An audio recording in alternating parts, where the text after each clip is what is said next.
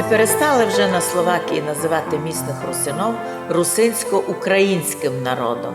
Дійсно, як пише Петро Медвідь і пишеться в статтях, що приходить їм часто бачити абсурдні ситуації, коли якісь діти з русинов танцюють на сцені фестивалю. У вишиванках наших русинських треба розділяти русинська вишиванка і загальноукраїнська. Коли власть дає то телебачення, то сообщає, що то русинсько-український праздник русинов-українців. Но при цьому же самі словаки суть почти такі, як чехи, язиком, історію, культуру, но вони себе роблять. Учений вид, що вони ніяк не чехи, а древній словацький народ лишає такого права, і русинський народ, який оказався в складі Словакії у не зовсім ті часи тяжкі в 19-му році.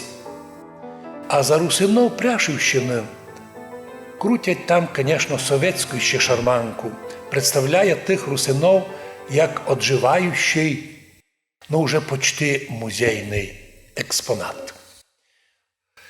Абсолютний верх неуваження прийшов минувший тиждень, пише Петро Медвідь. Каже, один із словацьких порталів пише о компанії про перепис, а титульну фотографію для русинов став для того журнала не прапор русинський, це гімн русинський, а якийсь хлоп-русин у карпатській вишиванці, котрий щось варить у гончові, навірно, пасулю з капустою. І зрозуміло, що хтось там на словацькій телевізії зацікавлений принизити достоинство народу.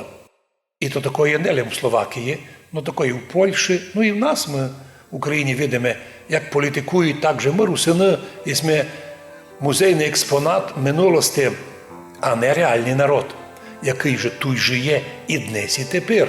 Причому, на відміну від Словакії, ми живемо компактно, і в русинських селах донині жиє 90-95% русинів.